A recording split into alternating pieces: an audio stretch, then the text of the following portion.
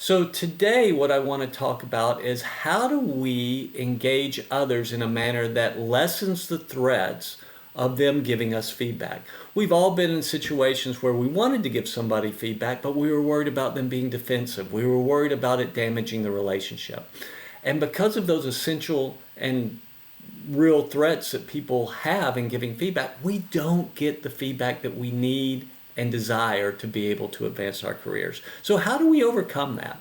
And today what I want to talk about is how we overcome that threat by seeking feedback. And I want to talk about 4 best practices for how to seek feedback. The first is we need to be specific with our feedback requests.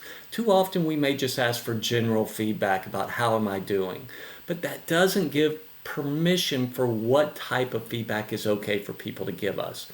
An example would be, I am working on trying to make our meetings more collaborative so people can provide more input. Can you give me feedback about the things that we've been doing over the last 2 months, about what's worked and what hasn't, and also your thoughts about what I can do moving forward to get more input and collaboration in our team meetings? That gives the person or the group of people specific permission about what type of feedback that I'm looking for, and it lessens their threat.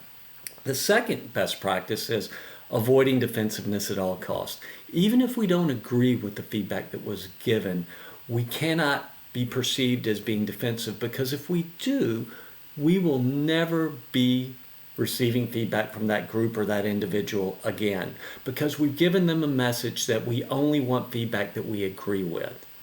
The third best practice is asking for feedback often. If we create a continual habit of being specific with our feedback requests, avoiding defensiveness, and asking for feedback often, people start to understand that we really just want information to be able to better grow our careers, and it lessens their threat. The last is we need to say thank you when someone has had the courage to give us feedback.